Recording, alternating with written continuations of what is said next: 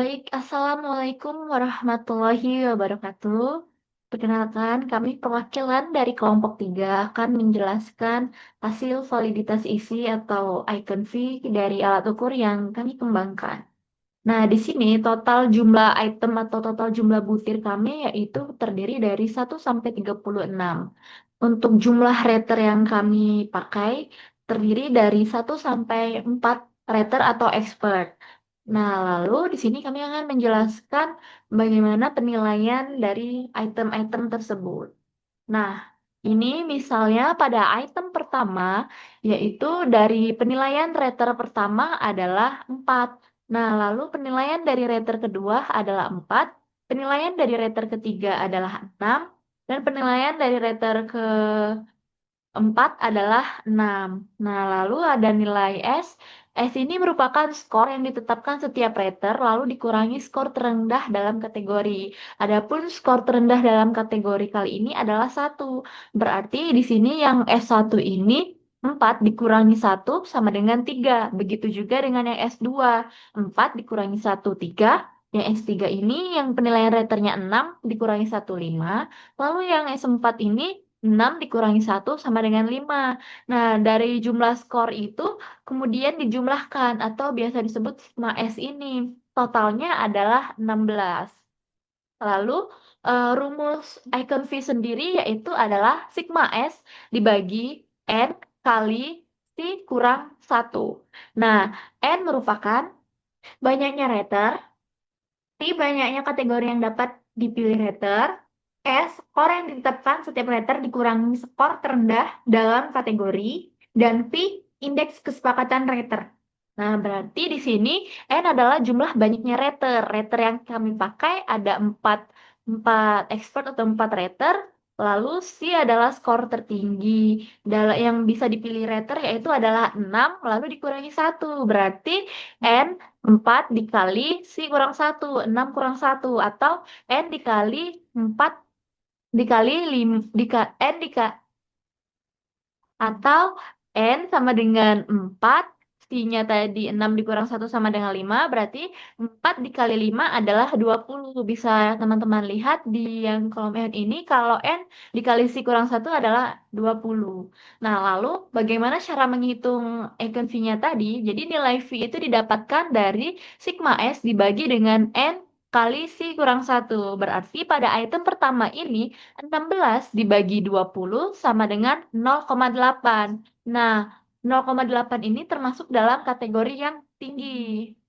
Nah, untuk di bawah 0,4 itu dikategorikan rendah, di bawah 0,8 dikategorikan sedang, dan di atas 0,8 dikategorikan tinggi. Nah, jadi pada item pertama ini bisa kita lihat kalau nilai V-nya adalah 0,8, jadi dia itu termasuk kategori yang tinggi. Lalu yang kedua 0,7 dia itu termasuk kategori sedang, 0,7 selanjutnya sedang, lalu di sini ada item kelima dengan nilai 0,85 yaitu kategorinya tinggi.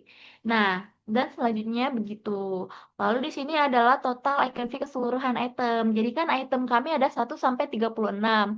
Nah, total sigma R yang dari penilaian rater pertama adalah 145, dari rater kedua 146, rater ketiga 201, dan rater keempat 195. Begitupun jumlah sigma S tadi yang dari S1-nya yaitu ada 109, S2-nya ada 108, S3-nya ada 165, dan S4-nya ada 159. Lalu sigma S-nya yaitu keseluruhannya ada 541.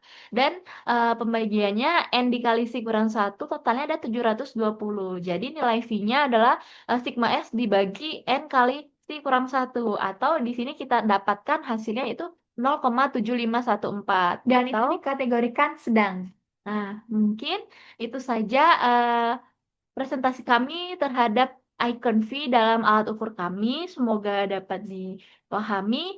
Sekian, kami ucapkan terima kasih. Mohon maaf apabila ada kesalahan. Kami akhiri. Wassalamualaikum warahmatullahi wabarakatuh. Baik, perkenalkan nama saya Yulestia Putri. Di sini saya akan mempresentasikan hasil dari uji keterbacaan yang telah kami laksanakan. Nah, yang pertama itu tujuan dari uji keterbacaan ini. Tujuannya adalah untuk mengetahui sejauh mana sih item-item ya item-item yang telah kami susun ini dapat dipahami secara jelas dan mudah oleh partisipan. Nah, jadi melalui uji keterbacaan ini kami ingin memastikan bahwa setiap pernyataan atau itemnya itu disusun menggunakan bahasa yang sederhana, jelas, dan tidak menimbulkan makna ganda sehingga dapat dipahami sesuai dengan maksud konstruk psikologis yang ingin kami ukur. Nah, selain itu, uji keterbacaan ini juga bertujuan untuk mengidentifikasi adanya kata, istilah, atau struktur kalimat yang dianggap sulit, membingungkan, membingungkan atau berpotensi menimbulkan salah penafsiran. Nah, jadi setelah kami melakukan uji keterbacaan ini, apabila ada beberapa item yang salah eh, memiliki salah dalam penggunaan kata atau istilah atau menimbulkan makna ganda, maka kami akan melakukan revisi dan penyempurnaan item. Selanjutnya itu adalah partisipan yang digunakan. Nah, dalam konteks ini, partisipan yang kami gunakan adalah mahasiswa tingkat akhir yang berkuliah di Kota Palembang dan bersedia untuk mengisi kuesioner penelitian ini. Kenapa kami menggunakan mahasiswa aktif tingkat akhir? Karena eh, konstruk yang konstruk kami adalah self-perceived employability ini adalah persepsi mahasiswa terhadap kesiapan diri mereka untuk menghadapi dunia kerja. Nah, selanjutnya jumlah partisipan. Nah, di sini dalam uji keterbacaan ini kami menggunakan 10 eh, partisipan dikarenakan tujuan dari uji keterbacaan ini adalah untuk menilai bahasa yang digunakan dalam item-item ini apakah dapat dipahami sesuai dengan maksud konstruk kami. Jadi kami hanya menggunakan 10 orang sebagai sampelnya. Nah, fungsi partisipan partisipan dalam uji keterbacaan ini adalah untuk menjadi rater atau menilai apakah item kami ini sudah mudah dipahami atau belum. Nah, selanjutnya itu adalah teknik sampling. Nah, dalam teknik sampling ini kami Untuk untuk teknik samplingnya ini kami menggunakan accidental sampling atau convenience sampling yang dimana pengambilan sampelnya ini berdasarkan kebetulan yang artinya partisipannya bisa siapa saja selagi memenuhi karakteristik yang dibutuhkan dan di mana saja. Nah, metode ini tuh digunakan karena eh, dengan alasan kepraktisannya tadi yaitu hemat waktu dan biaya serta tidak perlu tidak perlu melakukan perencanaan pengambilan sampel yang rumit. Nah, selanjutnya prosedur pelaksanaan uji keterbacaan. Yang pertama yang harus dilakukan adalah menentukan partisipannya. Nah, siapa partisipannya dan eh,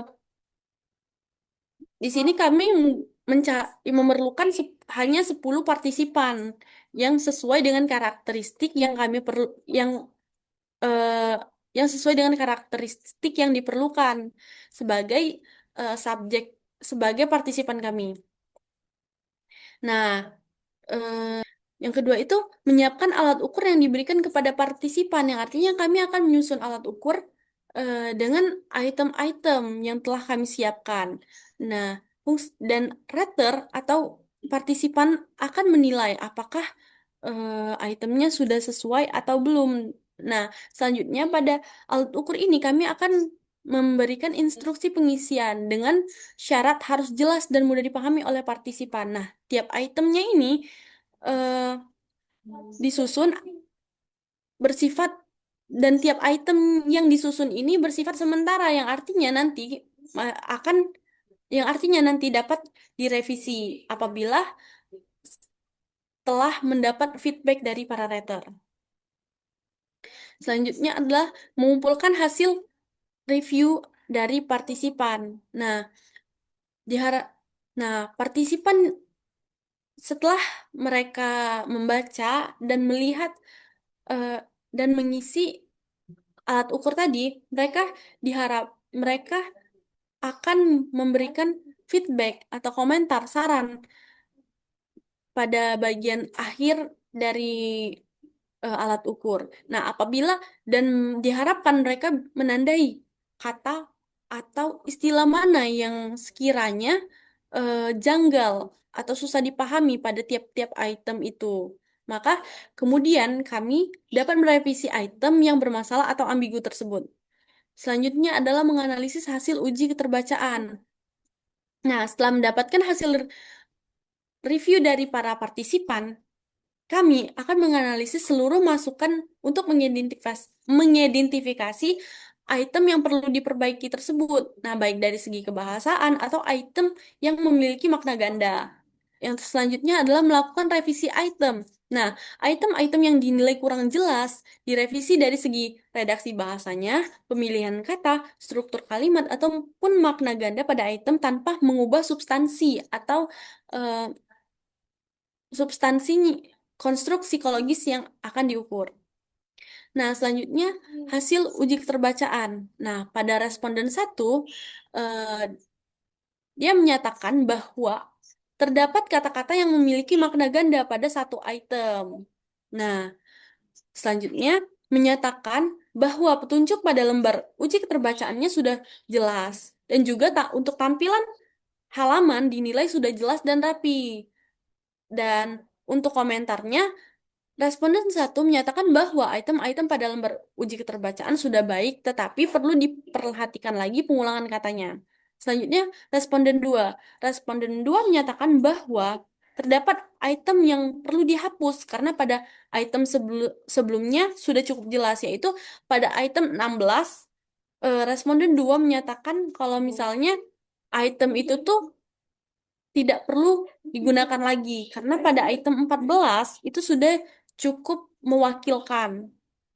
Nah, selanjutnya petunjuk pada lembar uji keterbacaan dinilai sudah bagus, akan tetapi mungkin bisa lebih diteliti lagi pertanyaan lainnya karena ada beberapa yang terlihat mirip maknanya.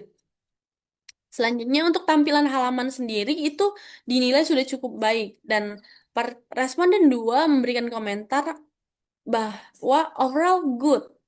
Semangat. Selanjutnya responden 3. Responden 3 tidak memberikan penilaian terhadap tiap-tiap item. Nah, tetapi pada penunjuk penilaian terlalu banyak dan untuk itemnya bisa diringkas menjadi 19. Nah, tampilan halaman dinilai sudah cukup baik. Lanjut ke responden 4. Nah, responden 4 menilai bahwa responden 4 tidak memberikan penilaian terhadap tiap-tiap itemnya. Tetapi petunjuk penelitian dianggap terlalu banyak pilihan. Nah, untuk tampilan halaman dinilai sudah baik. Nah, saran dari responden 4 terhadap alat ukur penelitian ini yaitu jangan terlalu banyak pilihan jawaban serta jumlah itemnya. Nah, responden 5. Untuk responden 5 sendiri, eh, setiap item dinilai sudah sangat mudah dipahami. Nah, responden 5 juga menyatakan bahwa petunjuk penelitian sudah jelas dan mudah dipahami. Untuk tampilan halamannya sendiri itu dinilai baik dan informatif. Nah, responden 5 memberikan komentar untuk menghindari pengulangan kata. Nah, selanjutnya kita ke responden 6. Nah, responden 6 menyatakan bahwa setiap item dinilai sudah bagus, akan tetapi disarankan menggunakan kosakata yang sering digunakan. Nah, selain itu, petunjuk pengerjaan juga sudah dinilai bagus, akan tetapi lebih baik dipersingkat saja agar partisipan tidak mengerjakan terlalu banyak pernyataan atau pertanyaan. Nah, untuk tampilan halaman sendiri dinilai sudah sangat baik. Nah, untuk partisip eh, responden 6 juga memberikan semangat pada bagian komentar. Selanjutnya untuk responden 7. Nah, terdapat beberapa item yang kalimatnya sulit dipahami. Nah, responden 7 memberikan saran untuk diganti dengan kalimat yang lebih sederhana. Nah, item-item yang sulit dipahami itu diantaranya adalah item 9, 13, 14, 15, 16, 25, 26, 27, dan 30. Nah, selanjutnya pada petunjuk pengerjaan terdapat beberapa kesalahan penulisan atau eh, typo kalau bahasa. Nah, tetapi sudah cukup bagus. Nah, selanjutnya untuk tampilan halaman itu sudah dinilai menyenangkan untuk dilihat. Nah, untuk saran sendiri dari responden 7 terhadap peneliti, perbanyak cari konjungsi kalimat yang tepat. Nah, partisip par- responden 7 juga memberikan semangat kepada tim peneliti. Selanjutnya adalah responden ke-8. Nah, responden ke-8 ini memberikan pernyataan bahwa beberapa item ada kosakata yang tidak konsisten. Nah, ada 3 item yang menggunakan frasa yang agak kaku. Walau di sini tidak disebutkan pada item mana saja. Nah, selanjutnya itu petunjuk pekerjaan sudah dinilai bagus, tetapi ada beberapa yang salah dalam penulisan. Nah, dan untuk tampilannya sendiri, untuk tampilan halamannya sendiri itu mudah dipahami. Sedangkan saran dari responden 8 terhadap peneliti adalah untuk cek terlebih dahulu sebelum menyebarkan alat ukur. Nah, untuk selanjutnya ke responden 9. Nah, saran terhadap responden 9 memberikan saran terhadap item ke-6 untuk diganti menjadi saya khawatir pengalaman di dunia kerja yang belum cukup tidak mendukung proses mendapatkan pekerjaan. Nah, sedangkan dari sisi sedangkan untuk petunjuk pengerjaannya sendiri sudah jelas. Untuk tampilan halaman juga dinilai sudah cukup bagus. Saran dari responden 9 adalah jangan menggunakan tanda silang, tetapi lebih baik menggunakan tanda centang. Selanjutnya adalah responden nomor 10.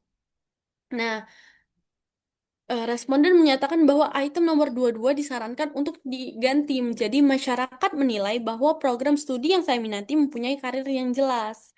Nah, untuk petunjuk pekerjaan itu sudah dinilai cukup jelas, tetapi lebih baik tanda silang diganti menjadi tanda centang. Nah, dari segi tampilan halaman juga dinyatakan sudah bagus. Saran dari responden 10 adalah itemnya jangan terlalu banyak agar partisipan mudah untuk mengisi. Selanjutnya adalah rangkuman masukan responden. Nah, jadi berdasarkan hasil keterbacaan yang melibatkan 10 responden tadi, secara umum alat ukur ini tuh sudah dinilai cukup baik dan mudah dipahami, tapi baik dari segi item, petunjuk pengerjaan maupun tampilan halaman. Namun, ada beberapa catatan dari para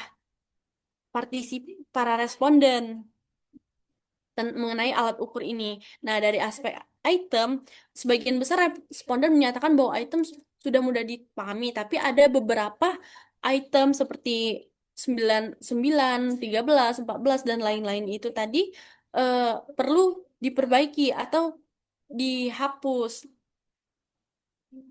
Nah, juga dari partisipan melihat ada kalimat yang bermakna ganda, pengulangan kata, kemiripan makna antar item, serta penggunaan kosakata yang kurang umum atau terlalu kaku. Nah, beberapa item juga dinilai terlalu panjang dan sulit dipahami sehingga disarankan untuk disederhanakan, diringkas, atau bahkan dihapus seperti yang saya sudah jelaskan tadi. Nah, dari aspek petunjuk pekerjaan sendiri, kebanyakan dari partisipan sudah menilai bahwa petunjuk pekerjaan sudah jelas dan mudah dipahami. Namun beberapa responden tadi juga menyebutkan bahwa eh, petunjuk pengerjaannya ada bersalah penulisan. Nah, jadi responden menyarankan agar diringkas juga karena dinilai terlalu panjang. Dari segi tampilan sendiri, hampir keseluruhan responden melihat tampilan sudah baik, rapi, jelas, informatif, dan nyaman untuk dilihat. Nah, jadi secara keseluruhan alat ukur ini tuh dinilai telah memiliki kualitas keterbacaan yang baik, namun masih memerlukan perbaikan pada redaksi item, konsistensi penggunaan kosakata, jumlah item, serta menyederhanakan petunjuk pengerjaan agar alat ukur menjadi lebih efektif, efisien, dan mudah dipahami oleh responden. Nah, jadi kesimpulannya, berdasarkan uji keterbacaan yang telah dilakukan terhadap alat ukur psikologi ini, dapat disimpulkan bahwa secara umum alat ukur telah memiliki tingkat keterbacaan yang cukup baik dan mudah dipahami oleh responden dari kalangan orang awam.